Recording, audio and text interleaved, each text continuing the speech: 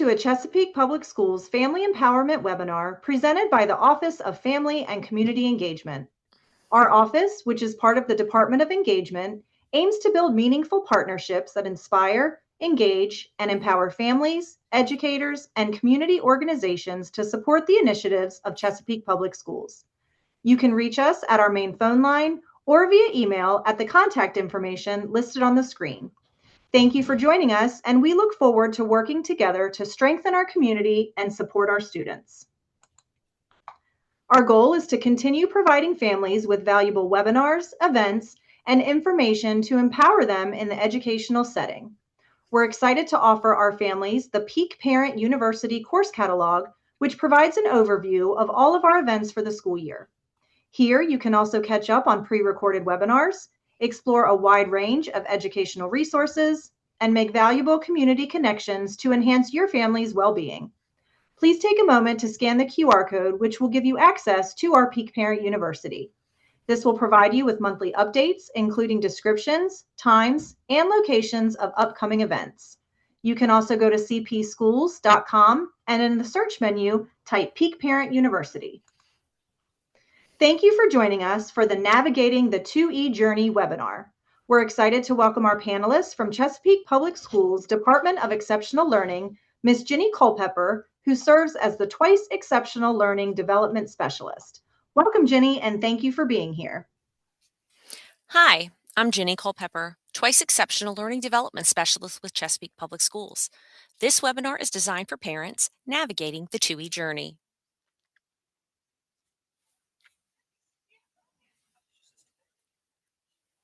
This session will cover the following topics to support you as you support your child. We're going to identify the impact of asynchronous development on gifted learners. We're going to define and identify a 2E profile. We are going to promote a strength-first approach. We're going to lead with love and loyalty. And finally, we're going to focus on grit, not grades. I want to begin by discussing general social emotional characteristics of gifted learners because these can be pretty strong. Perseverance and self-direction, preferring older companions, very mature for their age, concern with justice and fairness, extreme sensitivity, perfectionism, and tendency to be introverted. With all of those things in mind, gifted children and adults may be misunderstood. Sometimes excitement can be considered excessive. There can be perceived hyperactivity, nagging, imagination as being off somewhere else, not paying attention. Passion can be disruptive. Strong emotions and sensitivity can be seen as immaturity. And creativity and self-directedness can be seen as oppositional. Now, if these are things that are happening in the general gifted population, consider how 2E learners are presenting. I'm not going to hit you with a lot of educational jargon today. However, the concept of asynchronous development is a key characteristic of gifted learners. As you can see in the graphic on the left, areas of strength and weakness are uneven.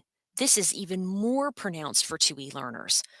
Your 2E learners may have a high level of memory, creativity, and high levels of math and science, while having shortfalls in emotion regulation and their social emotional characteristics.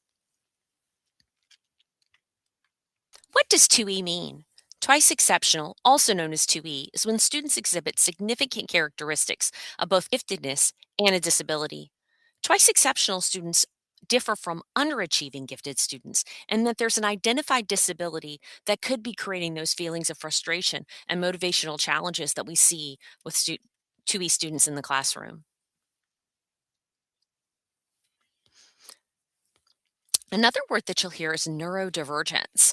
Dr. Matt Zakreski has written an excellent book called The Neurodiversity Playbook. I highly recommend this book because it's written from the perspective of a psychiatrist who is actually also 2E himself. And when he talks about neurodivergence, he talks about the fact that some brains are just wired differently. Autism spectrum occurs in populations about 1 in 36, ADHD 1 in 25, dyslexia 1 in 10, and giftedness, which is about 1 in 50 of the general population. So if you and your family would really like to kind of explore this a little bit more with a fun conversational book, I definitely suggest Dr. Matt. The 2E paradox. I want to talk about profound awareness because 2E children possess high intellectual potential alongside of co-occurring disabilities like ADHD, autism, or dyslexia. But this creates a paradox because you've got a brilliant mind navigating significant neurological barriers. You can see in the cartoon I use Family Circle. This is kind of how the 2E brain works. You see the arrow on the left where the kid starts, and he's supposed to go over to his mom and send the message that grandma is on the phone inside the house. But he goes to about a billion different places along the way. This is kind of how the 2E brain works. Most 2E kids can get from point A to point B faster than you can, but they've gone to 20 other places all at the same time. And unfortunately, this is tiring. If your phone is on, um, not on the network, the battery tends to die down very quickly. And we see that 2E brains often work like that in the same way. They are simultaneous processors, which means they're not really filtering out much. The teacher's voice, the environment, any other stimuli that's going on may be processed at the same time at the same volume. It is not necessarily a lack of focus, but an intake of a lot of stimuli at one time. So, to support them, we must stop trying to fix the disability, but instead understand who they are with that profound awareness. Another piece I wanted to show here too are unexpected strengths. And I think sometimes when we hear um, disability labels on a child, we think weaknesses. However, there are a lot of strengths that come along with these neurodivergent brains, and it's really two sides of the same coin. In education speak, we call them concomitant traits, but today we're going to call them unexpected strengths. The attention to detail that some of these students can have, spotting patterns, being very analytical, expertise, really diving into a topic, keeping that deep hyper focus and concentration on areas that they really appreciate and enjoy. Novel approaches, I know sometimes this gets really dicey in some classrooms because our 2E students really love to think outside the box, but oftentimes a teacher wants them to kind of show that exact same pattern. Novel approaches are just something that the 2E brain loves. Creativity, expression of ideas, accepting things outside the norm because these students are outside the norm are a definite unexpected strength of a student who has got that 2E profile. So I'm a 2E specialist. What does a 2E specialist do? I focus on a strength-based approach. I focus on giftedness first and then supporting deficits. For students who are served outside of a gifted cluster, including inclusion classrooms and self-contained settings, I actually go to those settings and visit students. Those students that are that have self-contained minutes, I actually visit twice a month. I also consult with gifted specialists, general education teachers, and provide support for those who are placed in the gifted cluster who receive a 2E referral. In addition, I partner with special education teachers to support executive functioning skills by putting systems in place that mitigate predictable weaknesses in organization, materials management, time management, and self management. I also tailor support for case managers and students to develop systems, cues, visuals, and manipulatives that support areas for growth, need for growth. In addition to being the parent of a 2E child in Chesapeake Public Schools, I'm also a former 2E learner, so I do understand this profile in a very personal way. So now to our role, this is where I want you as the parent to really focus on what can I do to support my child from home base. The first part I really want you to consider is focusing on grit and not grades. I know grades are important, but building skills and confidence, not GPA, prior to seventh or eighth grade really places unrealistic expectations that reinforce for students that the way their brains work is unacceptable. As students mature and they feel supported in their executive functioning efforts, then place a higher priority on performance. This process should naturally reflect the current maturity level and executive functioning capabilities of your child. So, parents, again, please let's wait on focusing on the grades until your child's executive functioning can work alongside and in tandem with their brilliance so that we don't burn them out and frustrate them unnecessarily. Next, focus on effort. Let's praise process and grit, that thinking about their thinking called metacognition rather than intelligence, because I want the student to feel good about their efforts and not necessarily question whether their intellect is enough. Also, chunking in the sandwich game.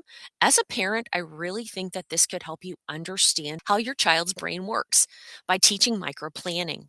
Using the sandwich game where the student is the director, your child, and you, the robot, accept instructions. If your director slash child says, put peanut butter on the bread, the robot puts the unopened jar on the loaf. This illustrates to you as a parent and to your child that sometimes you've got to slow down and micro plan.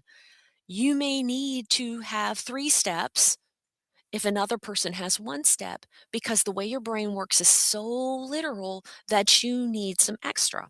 So it illustrates when someone says, write a report in the classroom, that your child sees they may need more steps. You, as the parent, may need to help them plan. Okay, instead of just saying, okay, clean your room, they may need 3 or 4 steps at home. And as this becomes more natural, students can become more accepting of breaking things down into smaller steps on the academic front. And the break. Managing the battery. I've already mentioned the battery once, and I think that this definitely is worth a second mention. Again, when you're not on network, that battery wears down really fast. 2E students have a finely tuned antenna for sensory overload. Please respect the need for a tap out. Please respect the need for a break. When you, as a parent at home, start to see those signs, slow down, take a break, reload the battery, and also encourage your child and communicate with the teacher. What are those signs? What are those pieces that are making you aware in that moment? We need to pause. And also, the last piece, lead with loyalty and love, building that connection and engagement with your child. And I know sometimes our 2E learners can be a little bit prickly, a little bit literal, even sometimes a little bit distant, but they need to know that you are in their corner. Ways to build that connection and engagement with 2E learners: know your child's strengths. Know your child's passions like music or technology. Use those as a bridge. Engage with the mechanics and the strategy of their world to build that dopamine and trust necessary for communication. Loyalty is another piece. Connection is the fuel for 2E effort. If they feel you get them, they will likely cooperate gladly. And parents, you must serve as your child's champion. Look at Michelle Brownstein's advocacy principles. This is a parent of 2E children who is also a professor of surgery at a North Carolina public university. She says, trust your inner voice, listen to your intuition. If you're noticing that there are things about your child developmentally that are a little different, don't accept they'll grow out of it. Seek some help. Persistence and tenacity. Be polite and collaborative, but remain focused on your child's needs. The partnership model. Treat teachers as well-meaning professionals. Many of them lack 2E training. Offer yourself as a resource. In addition, enlist the support of the Twice Exceptional Specialist. Reach out to me. Reach out to me via email. Call Chesapeake Public Schools Ask. They'll leave me a message. You can get in touch with me. Early intervention. Act as soon as possible to reduce the risk of mental health struggles and school dropout. And school dropout might not be a thing, but there are a lot of 2E students who burn out on school. So we need to be really, really careful with making sure that our students are supported. Educate yourself. Become the resident expert on your child's profile and assume no one else is. You need to be your child's voice. And finally, seek outside advice. Consult psychologists, tutors, and parents who've walked this path.